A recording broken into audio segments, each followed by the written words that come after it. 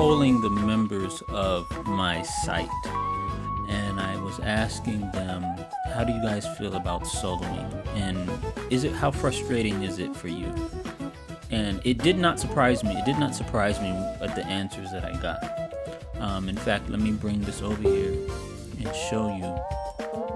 I was basically asking, how do you feel about soloing and improvising over various chords?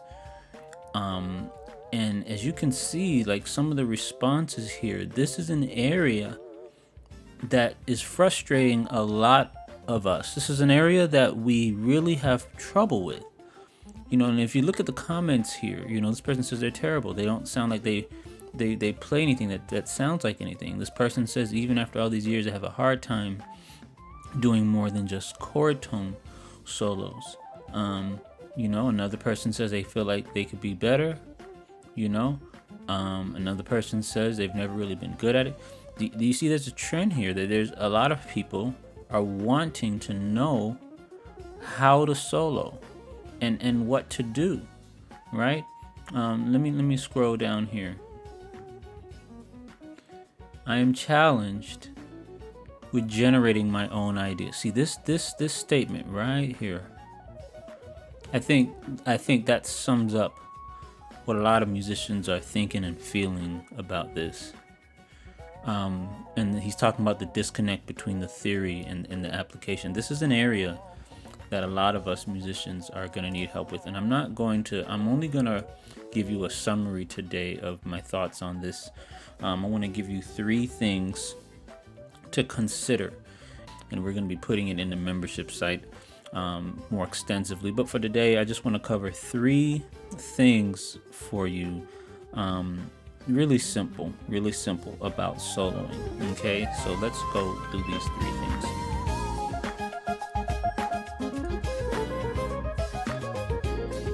Three things, doing these in the immediate will help get you off your feet. And it's by no means is it going to solve the larger problem of it, but I think it can help get you started and get you off your feet. Okay, so the first thing is we want to transcribe and we want to memorize the solos of the people you admire.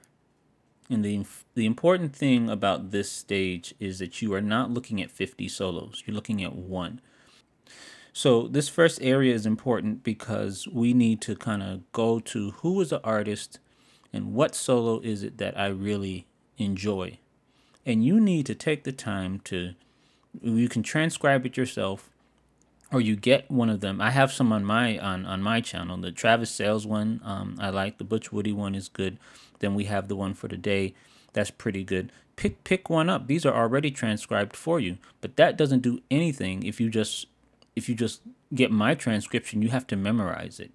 And if you can transcribe yourself, that's the best thing. Don't get mine if you can do it yourself. Put in that time, put in the work, okay? Because that's going to be actually more beneficial if you put in the work yourself and do it. But if you just can't do it, get mine, but you got to memorize it. If you're getting my MIDI files and you're not memorizing, you're not doing yourself a lot of good. Okay, so get it and memorize it. And when you memorize it, you're going to see a pattern.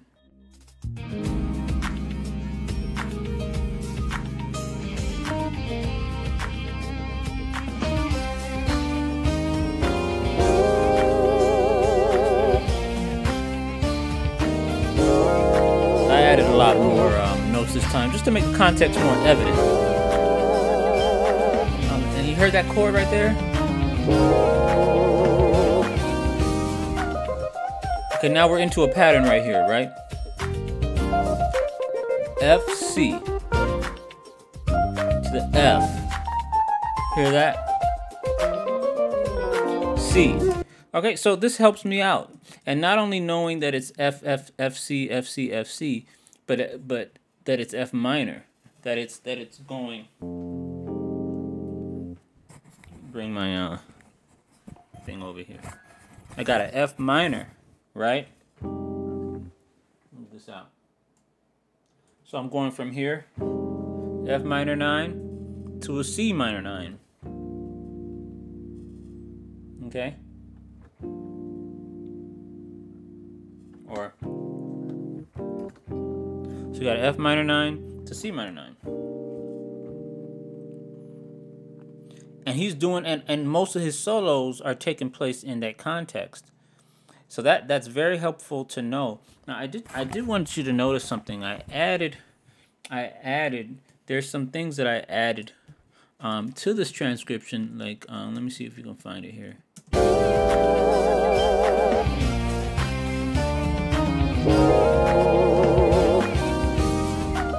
Okay, here he is, the first one. Now we're going to the C minor 9. That's a good solo to have over C minor 9. Here's one over F. Now, I kind of added this one here. And he has this one up top here. And what I did in my mind is I'm thinking, yes, he's in an F, but I have a G7 for, so a dominant 7 for the G, a G dominant chord here. So it's not something you would use totally. It's supposed to lead me to the C here.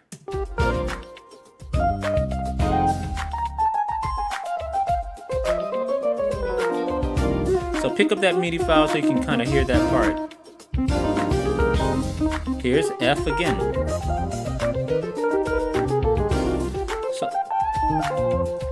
So a lot of nice solos here that you can use, and I'm not even going to really go over a lot of them because you know, they are in the MIDI file, and of course we're going to put a lot more in the site for you members. But you know, just to know that they're just going from the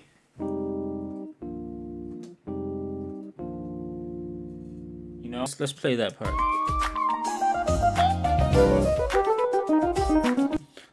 So the interval. What I like to do in those is highlight the interval. Let me highlight that note. Will it let me highlight? No, it won't. If I press shift, yeah. See, those notes that are highlighted are the target notes that he's turning on. Do those target notes make up any kind of a chord? That's a B. This is a G. This is an E flat, making this an E flat augmented. See that? And then that last one, which is a B augmented. And what he's doing on each of those notes are the first 3 notes of the major scale for each of the notes within this interval. So he's going, right? But he's descending down in the pattern of an augmented voicing. So, right? First 3 notes of the major scale. And so if this is a pattern that I like and this is a pattern that I wanted, I would see the context of that. And when he's using it, we know that he's going C, F, C, F.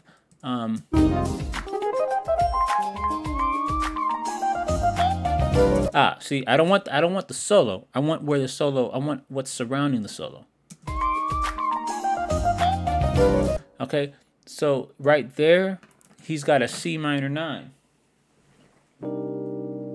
And so it would seem like that B, that top note here, which is a B, some people may think that, you know, well, what rule allows that to work? Not sure that there is a rule that allows where he's feeling that and it sounds good, you see, because in the C minor 9 you don't really play a B natural, right? So that's not something that someone would necessarily think of, because if I'm here,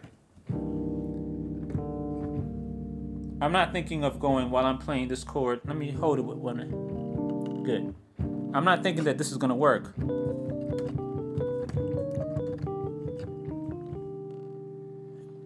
Right? So it's more than just theory and rules, because it still sounds good, even though some theorists may say, well, that doesn't make sense. You see? So it's really about just examining what people actually do in these live settings and see what they do. And let me see if there's anything else I want to bring out about this solo in terms of trying to just find the pattern, because that's what I'm trying to do when I'm trying to find out a solo. And like I said, this is just the beginning part. This is really simple. We're not delving into this deeply at all.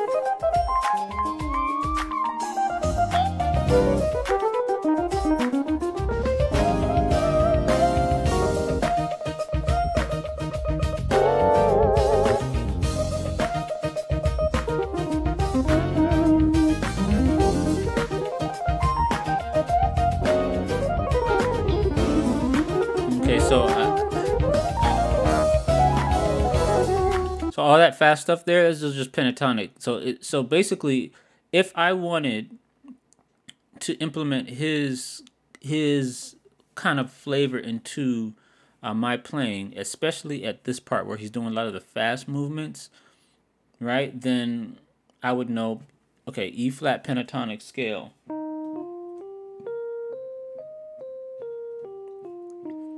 E flat pentatonic major. All right, let's go to the second step. The second step is that I want you to explore the we want to explore the scale chord connection. This is the second thing you're doing as you are striving to become a better soloist. You want to explore the scale chord connection. This is not something that's done in just one video. It's not something, oh, by the time you watch this video, you'll know this. This is your, because the fact of the matter is, it's called soloing. It's called improvising, means it's highly personal. So the way that you do it is the way you do it, right? So you have to find, what are you finding? And that's why I'm not actually going to do a lot of teaching in this video in terms of this is what you should do, because you got to find the scale chord connection. But I do want to make an example of something. So let's look at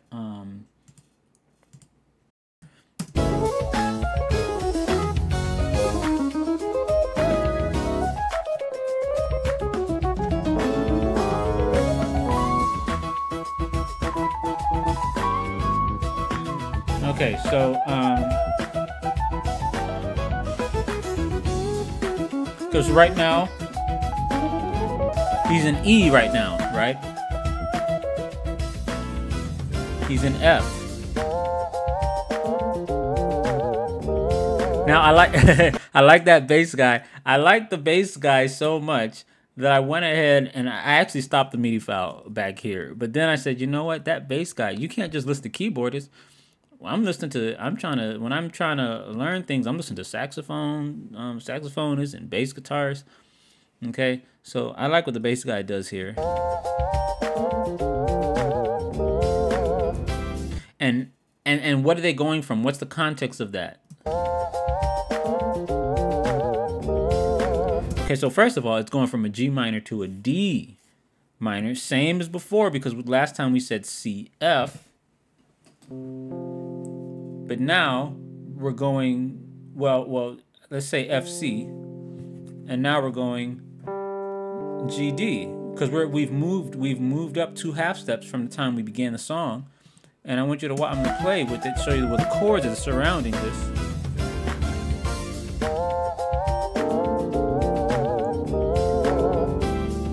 Okay, so you kind of heard how the context of that bass. And I did a little movement there, right? And then so basically that's the context that the bass guy is doing this under. All right. So and then what is the pattern that's going on? And like I said, the second thing we're talking about is the scale chord connection. Is there a connection between what the bass guy is doing and the chord? That information you can already get from my site if you're not just rushing through things and you're actually trying to understand things and taking your time to get on there. Because if you look at the live training section, you can scroll down. I'm talking to members right now. In the point of learning modes, the live training we did for May, and if you look at that recording, and let me go here, and I'm not even talking about let's just take the download. Okay, and let me scroll all the way down here.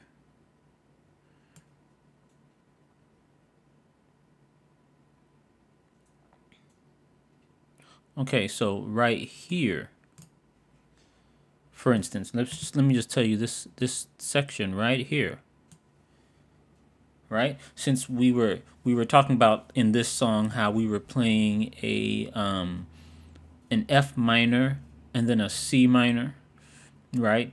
And so you know, if you're playing that F minor with your left hand, then here we have the information on the site on what to do with your right hand. And I'm not just giving you the answer because I want you guys to go and search for these things and work them out, right? So that will give you one idea. But still, this is only half. This is still only a small portion of it, because I'm still preferring to see the connection between the scales and chords as one thing. Instead of seeing it as two separate things. Now that helps, but we have to go past that. We have to move past that. Going even further, you should be asking, what does this represent? What mode or scale is being, or chord is being represented by the whole thing, right? And if I look at this thing here,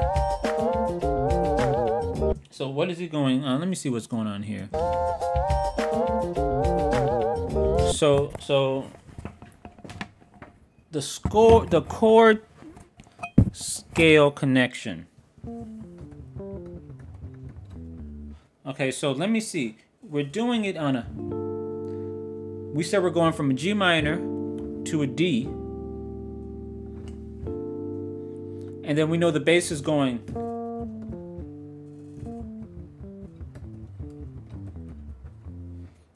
or something like that. So to me that sounds kind of like the G Dorian idea.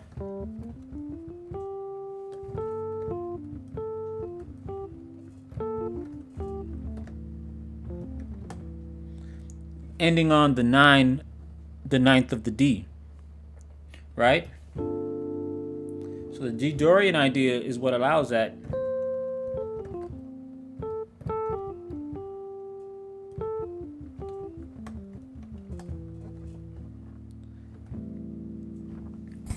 So my chord scale connection just simply means you're trying to make sense of what allows the scale to work.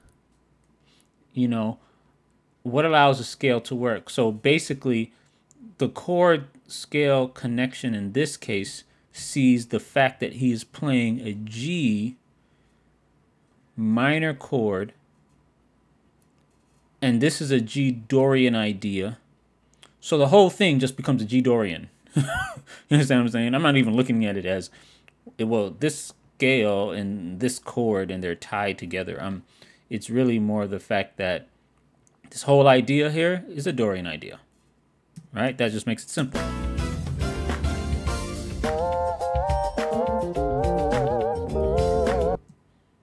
And even the chord, which means if it's a Dorian idea, then, you know, what he's playing, because right now I'm talking Dorian idea, I'm talking about what the bass guy is doing and what the music is doing. I'm not even talking about what the solo, what he's doing in his hands right now with the chords. Let me listen to that.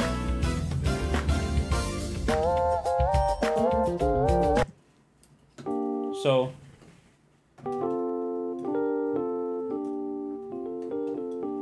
yeah, see? So that whole idea there, that whole idea is going off that one concept. Instead of saying, well, what notes is he playing with what, you know, it's just the idea. It's the idea that is a Dorian idea at that moment of the song. Until he hits that D.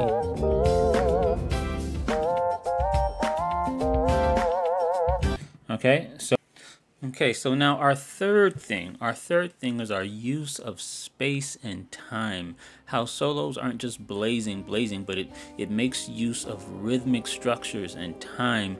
And if you go and look at that last video, I'm not going to have really a lot of time to delve into it today.